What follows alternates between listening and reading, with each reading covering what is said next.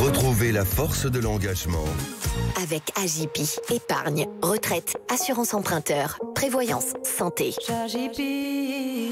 Sud Radio, la force de l'engagement, 15h, 15h30, Muriel Réus.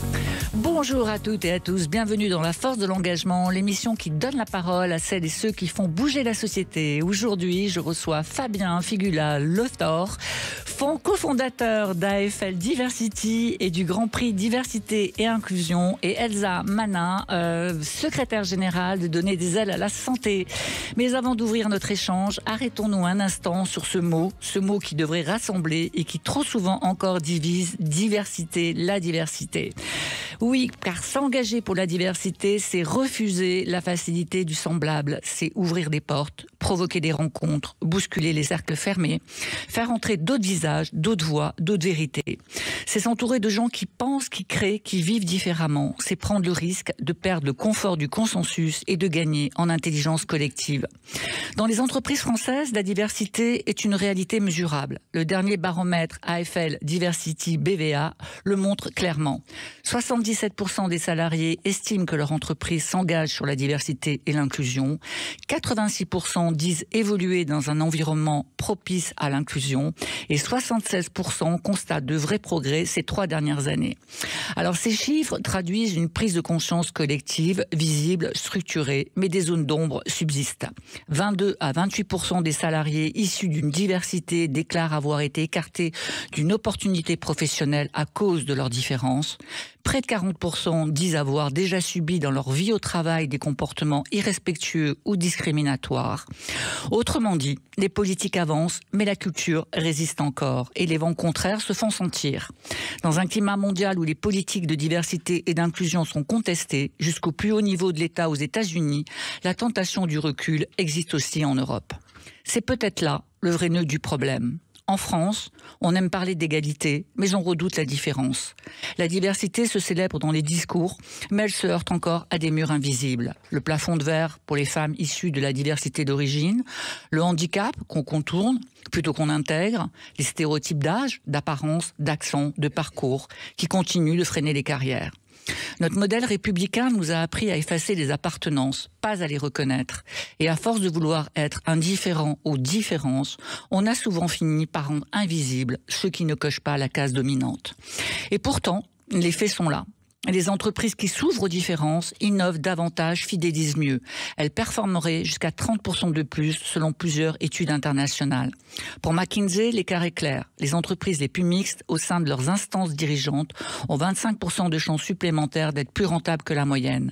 Une enquête de Deloitte montre que les équipes inclusives ont 6 fois plus de chances d'être innovantes et 2 fois plus de chances de dépasser leurs objectifs financiers.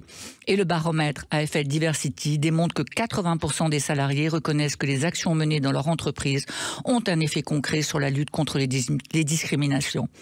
Et en dépit des tensions sociales, près d'un jeune sur 2 déclare qu'il quitterait son entreprise si elle renonçait à ses engagements en matière de diversité et d'inclusion. Et à l'échelle mondiale, le coût est colossal. Les discriminations de genre coûtent jusqu'à 12 000 milliards de dollars à l'économie globale. Autrement dit, la diversité n'est pas une question de morale. C'est un enjeu humain, social, économique. C'est une question de compétitivité, de cohésion et de sens. Il n'y a pas d'innovation sans contradiction, il n'y a pas d'intelligence collective sans pluralité, il n'y a pas de performance durable sans sécurité humaine. Et à l'heure où tout se fragilise, je suis sûre que vous serez d'accord avec moi pour dire que la diversité est une ligne de survie, une force de stabilité dans un monde de plus en plus polarisé. Sud Radio, la force de l'engagement, Muriel Réus. Aujourd'hui, dans la force de l'engagement, je donne la parole à Fabien Figula-Le Thor, cofondateur d'AFL Diversity et du Grand Prix Diversité et Inclusion, devenu en 4 ans le rendez-vous de référence pour identifier les entreprises et les institutions qui font progresser l'égalité réelle. Fabien, bonjour. Bonjour Muriel. Alors, vous avez cofondé avec Adrien Figula-Le Thor, ce Grand Prix Diversité et Inclusion en 2021. Alors, qu'est-ce qui vous a poussé tous les deux à créer ce rendez-vous qui est devenu aujourd'hui, on peut le dire, une référence nationale ? Eh bien, déjà, je vous remercie pour cette invitation. Je suis très fier de partager ce plateau avec Elsa. Avec Adrien, on a eu une carrière de presque 20 ans en entreprise, en grande entreprise française, grande entreprise internationale, en France et à l'étranger. On a quitté nos fonctions début 2021 et on a eu envie finalement de utiliser nos connaissances et nos compétences du monde de l'entreprise, plutôt de grosses structures, pour les faire évoluer et changer de l'intérieur, puisqu'on était très engagés de façon associative sur les enjeux d'égalité des chances et de diversité et inclusion. Donc Adrien a le même nom de famille que moi, nous ne sommes pas frères, nous sommes mariés depuis 10 ans. C'est important de le dire. Voilà. Et donc voilà, on a voulu travailler le monde de l'entreprise avec nos connaissances, notre expérience, ce qu'on a fait. Et quand on a commencé à échanger avec les entreprises, on s'est rendu compte qu'il y en avait beaucoup il y a 5 ans qui ne savaient pas trop par où démarrer, comment faire, au-delà du cadre légal. Et il y en avait quand même certaines qui faisaient des trucs vraiment, vraiment très bien, qui avaient de l'impact. Et on s'est dit, il y a des solutions qui existent, donc partageons-les, mettons-les en avant, en valeur, celles qui ont prouvé leur impact au-delà des bonnes intentions et des effets d'annonce, mais celles qui ont des chiffres et qui montrent que ça fonctionne. Et c'est comme ça qu'est né le Grand Prix. Et en fait, dès la première année, on a eu beaucoup de candidatures, beaucoup aussi de partenaires qui ont souhaité nous accompagner, faire partie du jury. Et donc là, c'est la 4e année. On est très fiers du palmarès encore une fois cette année. Et c'est vrai que l'ADN de ce prix, c'est le partage. Donc les entreprises qui candidatent, elles signent le fait que tout leur dossier de candidature sera public si ils ou elles sont dans les finalistes. Et aujourd'hui, on a plus de 80 bonnes pratiques d'entreprise en 4 ans qui sont disponibles gratuitement sur notre site internet pour qu'elles inspirent, qu'elles soient piquées, volées, adaptées, digérées par d'autres structures, d'autres employeurs pour essaimer, aller plus vite, plus loin sur d'autres thématiques. Et voilà, ça c'est quelque chose qui nous anime et le Grand Prix, ce qui le caractérise aussi, c'est le côté rencontre. Vous parliez des rencontres. On veut aussi, on sait que les associations font énormément sur le terrain au quotidien. Les institutions ont leur rôle et les entreprises, elles ont leur rôle. Donc ce moment aussi du Grand Prix est là aussi pour fédérer et se faire rencontrer ce triptyque que sont les entreprises et les employeurs en règle générale. Pas que les entreprises, les associations et les institutions. Alors, les bonnes pratiques en open source, je vous félicite, c'est formidable, mais c'est aussi un baromètre annuel, AFL Diversity. 77 des salariés estiment que leur entreprise s'engage sur la diversité et l'inclusion, mais il y a toujours ces chiffres, ces zones d'ombre, 22 à 28% des personnes issues d'une diversité qui déclarent encore avoir été écartées d'opportunités professionnelles. Alors, on constate, et vous venez de le dire, que les entreprises progressent, mais des inégalités demeurent. Comment vous expliquez ce paradoxe dans notre société ? Donc déjà, la bonne nouvelle, c'est que les salariés trouvent que leur entreprise s'engage plus. SAC, ça dépend. Donc ça, c'est plutôt un signe positif. Par contre, la réalité, elle est... et vous l'avez... j'ai vu sur l'épisode avec Bérangère Couillard qui en reparle aussi également, du Haut Conseil à l'égalité. La réalité, elle est difficile parce que c'est très lent. On a 28% des salariés dans au moins une diversité qui renoncent à demander une augmentation. Elles renoncent. Donc elles vont même pas jusqu'au refus. Pourquoi ? Parce que on leur a refusé. On leur a dit que c'était pas pour elles. Elles n'ont pas de modèle d'évolution dans l'entreprise qui correspondent à là où elles sont catégorisées. Que ce soit le genre, que ce soit la couleur de peau, l'éducation, l'origine. Donc, il y a besoin aussi de créer ces conditions, de créer ces modèles, de former les managers et les RH. Parce qu'en fait, on me dit souvent dans les entreprises, mais chez nous, c'est dans notre ADN, la diversité et l'inclusion. Mais ce n'est pas possible. Parce que notre cerveau n'est pas inclusif par nature. Oui, on se rapproche de ce qu'on connaît. Exactement. Le cerveau va fuir ce qui est étranger, ce qui ne lui ressemble pas, parce qu'il va présupposer qu'il est plus dangereux que quelque chose qui lui ressemble. Donc notre cerveau, si on ne le forme pas à recruter, manager sans discriminer, comprendre les biais pour essayer de les débusquer, il va faire du copier-coller de ce que nous sommes. Donc c'est en ça qu'il est là le paradoxe, c'est-à-dire qu'il y a des envies, mais pour vraiment que ça ait des résultats profonds, quotidiens, déjà il faut continuer à travailler tout le temps. Et c'est quelque chose de long parce qu'on va aller lutter contre le réflexe primaire de notre cerveau. Alors, les initiatives en action, c'est très intéressant aussi. Dans cette 4e édition du Grand Prix, vous avez distingué des initiatives très différentes. On est passé de Carrefour pour son programme sur la diversité d'origine, à Change Please Coffee qui forme et qui emploie des personnes sans domicile fixe, Enedis qui utilise la réalité virtuelle contre le sexisme et Donner des ailes à la santé qui lutte contre les discriminations qui touchent les femmes médecins. On en parlera tout à l'heure dans quelques instants. Toutes ces actions montrent que l'inclusion peut prendre 1000 visages, du terrain industriel à la sphère académique.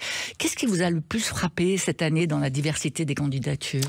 Alors, cette année, on a été très agréablement surpris par le volume de candidatures des plus petites entreprises. Historiquement, on avait les très gros groupes de plus de 5000 salariés qui candidataient beaucoup. Oui, ceux qui ont déjà mis en place tout un tas de mesures. Exactement. Et donc là, on a été très content de voir que ça commence à arriver sur des ETI, des PME, et aussi sur le milieu industriel de production et logistique. Souvent, on avait aussi beaucoup de programmes sur les sièges, sur les cadres. Les personnes ne sont pas forcément à pointer sur des heures. Voilà. Quand on est en usine en logistique, c'est souvent des 3-8, il faut pointer, est-ce qu'on arrête la ligne de production ou pas? Donc ça commence à descendre, donc c'est pas facile sur les usines et les sites industriels. Et on a eu beaucoup de projets à destination de personnes vraiment sur le terrain, en logistique et en industrie. On a eu Michelin, Ampere Electricity, Sonepar qui fait de la logistique, Renault sur les sites industriels. Non, on ne fait pas de la pub, on ne fait pas de la pub. On les a sélectionnés parce qu'ils étaient totalement dans l'inclusion et la diversité. Et donc toutes ces bonnes pratiques, vous les retrouverez aussi sur notre site internet. Donc ça, c'est aussi une évolution qu'on a vue cette année. On a aussi senti dans les candidatures, et notamment dans les vidéos, comment dire, une sincérité. Ouais. Moi, j'ai palpable. participé à la remise des prix. J'ai vu cette sincérité des engagements très forte. Et l'année dernière, il y avait aussi de la sincérité, mais on était un peu plus dans un discours posé. Là, on sent que les entreprises, elles ont pris conscience aussi émotionnellement, en tout cas les dirigeants qui candidatent ou les personnes qui portent les projets, qu'il y avait un vrai rôle et un vrai besoin. Et ça a donné lieu à beaucoup de belles choses, de beaux projets, et de sentir aussi l'humain derrière. C'était vraiment très important pour nous et très chouette. Et il y a des choses après sur les thématiques qui évoluent assez peu. Par contre, c'est qu'on a beaucoup de dossiers sur l'égalité homme-femme et sur le handicap où on a un cadre légal qui va pousser quand même les employeurs. Et on manque encore de projets sur le racisme, sur la diversité d'origine. Alors, d'origine sociale, on a. Origine ethnique, culturelle et patronyme patent. Donc, ce qui a aussi fait le projet de Carrefour un projet nécessaire et très visible et important. Eh bien, le racisme et tous les sujets non traités, on les aura sûrement l'année prochaine. Eh bien, j'espère, on en a besoin. Alors, ces centaines d'entreprises avancent, expérimentent, forment et innovent, mais qu'est-ce qui fait vraiment la différence? La taille de l'entreprise, la volonté du management, la recherche de l'exemplarité ou simplement le courage de passer des mots aux actes? On en parle juste après la pause avec un exemple concret, celui d'une association primée cette année pour faire bouger les lignes. Retrouvez la force de l'engagement. Avec AJP, épargne, retraite, assurance emprunteur, prévoyance, santé. Sud Radio, la force de l'engagement, 15h, 15h30, Muriel Réus. Donnez la parole à celles et ceux qui font bouger la société, c'est sur Sud Radio et c'est la force de l'engagement. Aujourd'hui, nous nous engageons pour la diversité, celle qui se vit sur le terrain, dans les entreprises, mais aussi dans les institutions, les hôpitaux, dans les métiers du soin. Avant la pause, nous évoquions les initiatives qui dépassent les discours. Parmi elles, l'association Donner des ailes à la santé, lauréate du Grand Prix Diversité et Inclusion 2025 dans la catégorie Association et Fondation. Créer des ailes à la santé est née en 2020. C'est une association qui agit pour renforcer la place des femmes dans le corps médical et leur accès aux soins et aux responsabilités. Son baromètre Ipsos est un outil de référence. Il révèle que 8 femmes médecins sur 10 ont été victimes de discrimination au cours de leur carrière et que plus d'1 sur 2 a subi des violences sexistes ou sexuelles dans les 12 derniers mois. Elsa Mana, bonjour. Bonjour Muriel. Vous êtes la secrétaire générale de Donner des ailes à la santé. Comment expliquez-vous que dans un milieu aussi formé, enfin on l'imagine extrêmement bien formé, aussi éclairé que celui de la santé, ces discriminations persistent à un tel niveau? Eh bien, vous venez de le souligner en mettant le mot qu'il fallait relever de votre question, qui est le mot « formé ». Est-ce que l'hôpital est formé au biais de genre ? Je pense pas assez. Et c'est ce que nos baromètres, c'est ce que nos chiffres montrent. In fine, l'hôpital est constitué de professionnels qui ont grandi dans une société avec des biais genrés ancrés dès le plus jeune âge. Et donc l'hôpital n'échappe pas à cette culture des discriminations ancrées qui s'applique aussi à la question du genre. Dans un autre point aussi que j'aimerais soulever, et je rappelle toujours que l'hôpital est un milieu avec une culture hiérarchique très masculine. Et historiquement, ça a été un modèle très paternaliste qui, depuis très très longtemps, s'est organisé autour d'une figure qui est le médecin homme, d'une figure qui est l'infirmière femme. Donc ces stéréotypes sont encore assez ancrés.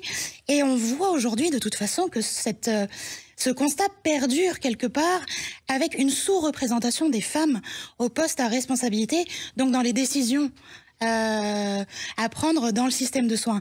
Et enfin, la question des violences sexistes et sexuelles. On a toujours tendance à dire que l'hôpital est un milieu bienveillant naturellement, parce qu'on prend soin des gens à l'hôpital. Alors oui, mais les violences sexistes et sexuelles ont quand même une connotation particulière à l'hôpital. Vous venez de le dire. Notre baromètre retrouve que 8 femmes sur 10 ont été victimes, 8 femmes médecins sur 10 ont été victimes de VSS pendant leur carrière, une femme sur 2 pendant les 12 derniers mois. Donc c'est quand même quelque chose qui existe toujours. Et sur les autres professions, tous les baromètres retrouvent des chiffres à peu près similaires. C'est fou quand même, hein, parce que ces violences sexistes et sexuelles, on en parle presque quotidiennement maintenant. On se demande comment ça ne pénètre pas toutes les sphères de la société, et en particulier celle dans laquelle vous évoluez. Alors, l'hôpital, il y a plusieurs particularités de l'hôpital. Alors, on ne pourra pas tout développer là. Mais une des particularités, c'est qu'on a un rapport à la nudité et à l'intimité qui est très particulier à l'hôpital. Donc, il y a la proximité avec le corps humain, avec la nudité, qui parfois peut engendrer des comportements assez violents. On a aussi un rapport à la mort, au dramatique de la vie qui est particulier. Donc, c'est ça qui a pu quelque part justifier parfois une culture carabine et une violence. Parce qu'on dit, voilà, nous on vit des atrocités, donc si nous on reproduit des schémas, eh bien c'est normal quelque part. Et donc cette particularité de l'hôpital reste quand même très ancrée dans la culture hospitalière. Alors, les aides à la santé, évidemment, luttent contre tout cela. Qu'est-ce que vous avez mis en place concrètement pour que les choses bougent enfin ? Nous avons mis en place beaucoup de mesures depuis 2020. Donc notre association a 5 ans, initialement formée par des médecins et des directeurs et directrices d'hôpital. Aujourd'hui, on s'élargit aussi à toutes les professions. Donc avec des hommes, fondés avec des femmes et des hommes. Oui, qui ont émis le même constat. Le monde de la santé n'est pas égalitaire. Et donc aujourd'hui, on a mis en place une charte égalité par laquelle les établissements s'engagent. On compte plus de 115 établissements de toute taille sur tout le territoire qui se sont engagés dans une démarche. On a des ateliers, des after-work que nous proposons pour sensibiliser les plus jeunes, mais aussi les professionnels qui sont en poste depuis très longtemps, aux questions de genre, aux biais de genre, et aussi à ces notions d'égalité, de syndrome de l'imposteur, etc.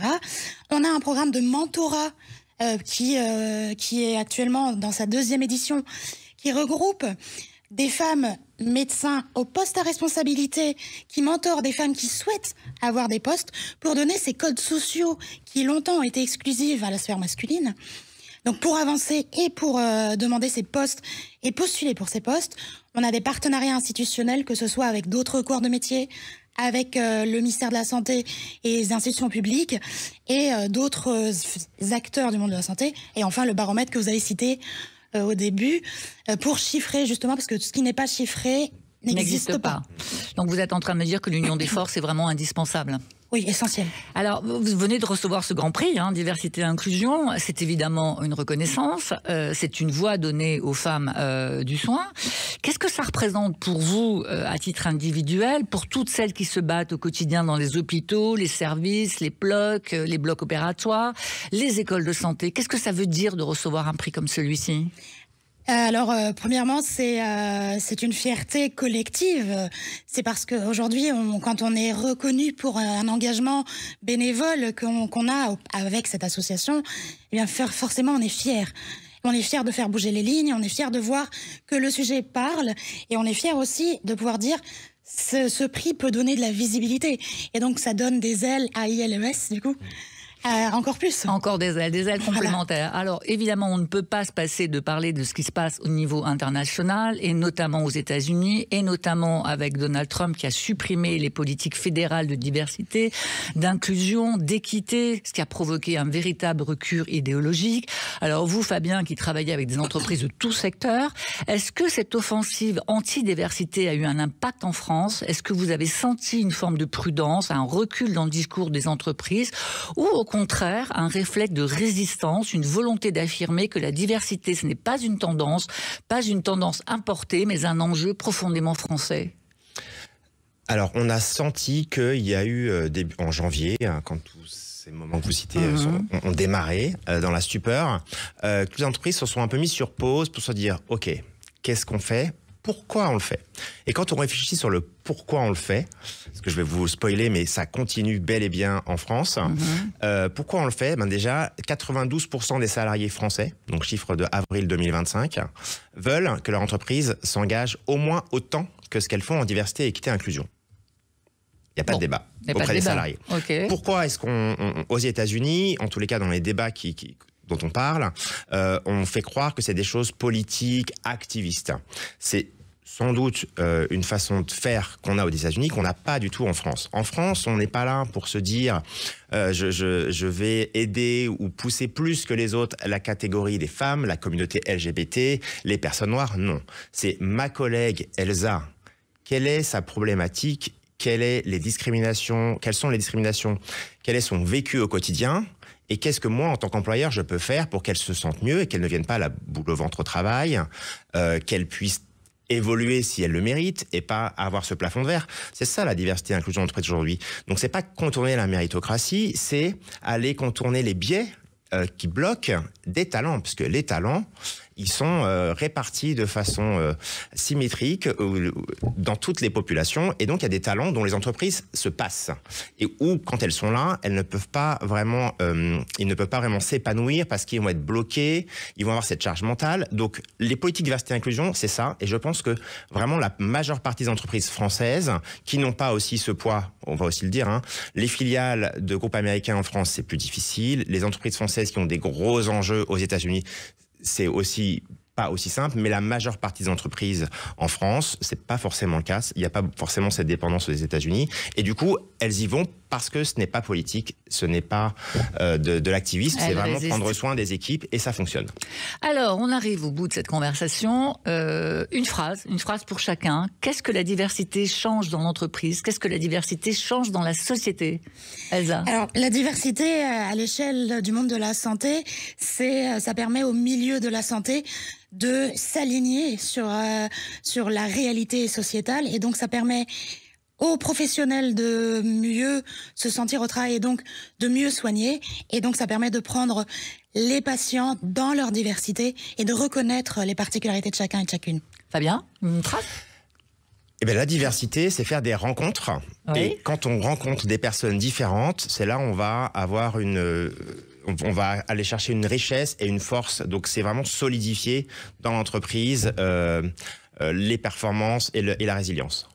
Merci Fabien Figula-Le Thor, merci Elsa Mana d'avoir accepté mon invitation. La diversité n'est pas une option, je l'ai dit, je le redis, c'est une conviction. Ce Grand Prix en est une démonstration. C'est un acte de transformation. La force de l'engagement, c'est chaque dimanche à 15h sur Sud Radio et en podcast sur sudradio.fr. Et je vous laisse tout de suite avec la suite des programmes sur Sud Radio. C'était la force de l'engagement. Avec AJP, épargne, retraite, assurance emprunteur, prévoyance, santé.